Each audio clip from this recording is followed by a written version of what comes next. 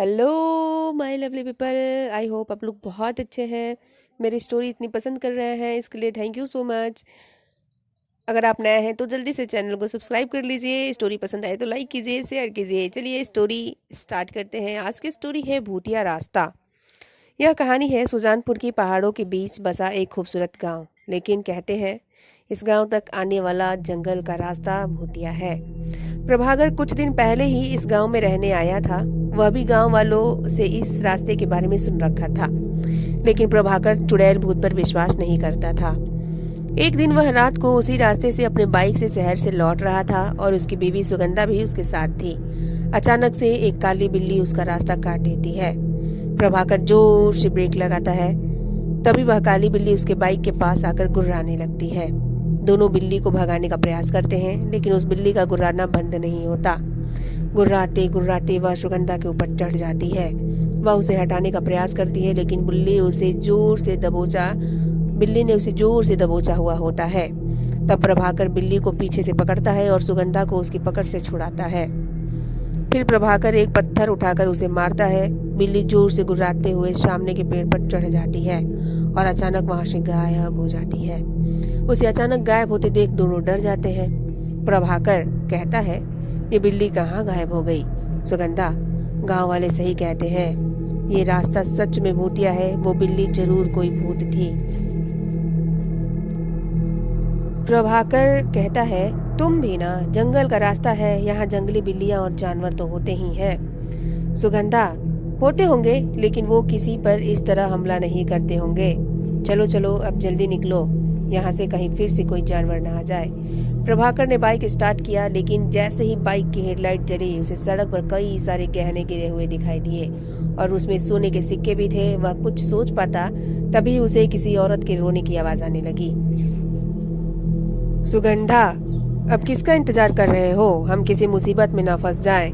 वे दोनों घर लौट आए, लेकिन प्रभाकर के आंखों के सामने वो सोने के गहने और सिक्के अभी भी घूम रहे थे। वैसे तो प्रभाकर को किसी बात की कमी नहीं थी, लेकिन वो बहुत लालची था। वो उन गहनों को किसी तरह हासिल करना चाहता था। अगले दिन प्रभाकर अकेले ही बीज लेने के लिए शहर जा रहा था और सुगंधा की बातों को अनसुना करके बाइक स्टार्ट करके घर से निकल गया। थोड़ी देर बाद वह उसी भूतिया रास्ते पर पहुंच गया। दिन के समय भी वह रास्ता बिल्कुल सुनसान था। प्रभाकर अपनी बाइक से चला जा रहा था, तभी उसे रास्ते के किनारे पर एक सुंदर सी दुल्हन दिखाई दी जो रो रही थी। उसे समझ नहीं आ रहा था कि इस सुनसान रास्ते पर यह दुल्हन कहाँ से आई। वह उससे कुछ पूछता, तभी वह उसके पास आ गई और रोते हुए बोली, दुल्हन, भाई साहब देखिए ना, मैं रास्ता भूल गई हूँ। मुझे शहर जाना है, क्या मुझे आप छोड़ देंगे? प्रभाकर कहता है, लेकिन तुम यहाँ कैसे आई? लोग कहते हैं कि ये रास्ता भूतिया है। तुम दुल्हन के कपड़ों में हो और लोग कहाँ हैं? दुल्हन, क्या बोलूं भाई साहब, मैं अपने पति के साथ कार से इस रास्ते से गुजर रही थी। अचानक एक काली बिल्ली ने हमारा रास्ता काट दिया और हम लोग रुक गए। मेरे पति ने कार रोकी, तभी उन्हें झाड़ियों के पीछे से किसी औरत के रोने की आवाज़ आई। वह वहाँ गए, तभी उनके चीखने की आवाज़ आई और मैं दौड़ कर वहाँ गई तो देखा वो वहाँ मरे पड़े हैं। प्रभाकर, तुम्हारा पति मर गया? दुल्हन, हाँ वो मर गए, लेकिन उनकी लाश झाड़ियों के पीछे पड़ी है। आप प्लीज़ मेरी मदद करिए और मुझे शहर तक छोड़ दीजिए। बदले में मैं आपको ये सारे गहने दे दूंगी और मेरे पास कुछ सोने के सिक्के भी हैं। सोने की बात सुनकर प्रभाकर के कान खड़े हो गए। वो तो इसी की तलाश में आया था। उसने उन सिक्कों को अपने हाथों में लिया, लेकिन जैसे ही उसने अपने हाथों में लिया, वह लड़की अब दुल्हन से चुड़ैल में बदल गई और जोर जोर से हंसने लगी और प्रभाकर धुएं में बदलने लगा। कुछ ही देर में प्रभाकर पूरी तरह से धुएं में बदल गया। उस चुड़ैल ने उस धुएं को एक बोतल में कैद कर लिया और ऊपर से ढक्कन लगाकर पहाड़ी के पीछे अपने घर के तहखाने में ले गई। वहां पर पहले से ही धुएं से भरी कई सारी बोतलें थीं। चुड़ैल, आज मेरी 11 लोगों की गिनती पूरी हो गई। बिना सोने का लालच दिए मैं इन्हें धुएं में नहीं बदल सकती थी। लालची कहीं के। कल अमावस्या है, कल मैं इन सब को इनके असली रूप में ले आऊंगी और इनको सबको मारकर इनकी आत्मा पर कब्जा कर लूंगी और फिर उसे अपने पति के शरीर में प्रवेश करा दूंगी और वो फिर से जीवित हो जाएंगे। दूसरी ओर रात काफी हो गई थी। प्रभाकर के घर नहीं पहुंचने पर सुगंधा को चिंता होने लगी। पूरी रात सुगंधा ने प्रभाकर का रास्ता देखा, लेकिन नहीं आया। उसे समझ नहीं आ रहा था कि वह कहाँ चला गया। तभी उसने देखा कि गांव के मुखिया जी गांव के कुछ लोगों के साथ वहां से गुजर रहे थे। वो उनके पास गई और सारी बात बताई। मुखिया, बेटी सच सच बताना, तुम लोग हाल ही में भूतिया रास्ते पर गए थे क्या? सुगंधा, जी गए तो थे, लेकिन उससे मेरे पति के ना लौटने का क्या संबंध है? मुखिया, कितनी बार कहा है उस रास्ते का इस्तेमाल मत करो, लेकिन पता नहीं लोगों को मेरी बात समझ क्यों नहीं आती। सुगंधा, आखिर आप सभी को वहां से जाने से मना क्यों करते हैं? क्या राज है उस रास्ते का? मुखिया, बेटी, कुछ साल पहले एक नया शादीशुदा जोड़ा इसी रास्ते से गुजर रहा था।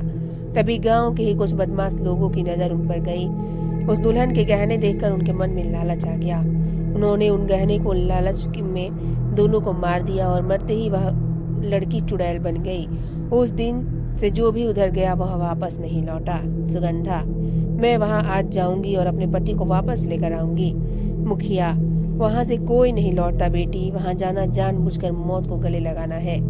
लेकिन सुगंधा ने उनकी एक ना सुनी और मुखिया भी गांव के कुछ लोगों के साथ तांत्रिक को लेकर भूतिया सड़क वाले रास्ते पर पहुंचे। उनमें से कुछ लोगों ने अपने हाथ में मसाल भी ले रखी थी।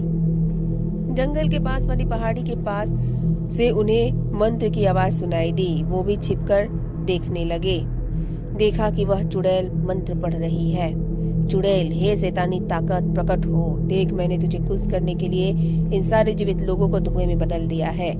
कुछ घंटे के बाद मैं इन्हें आजाद कर दूंगी और इन्हें एक एक करके मारूंगी, इनका खून तुझे पिलाऊंगी और फिर इनकी आत्मा पर कब्जा कर अपने पति को जीवित करूंगी। तभी तांत्रिक ने पत्थर खींचकर एक बोतल पर मारा। उसमें कैद एक आदमी बाहर निकला। चुड़ैल को इस बात का पता नहीं लगा क्योंकि वह आंखें बंद करके मंत्र पढ़ रही थी।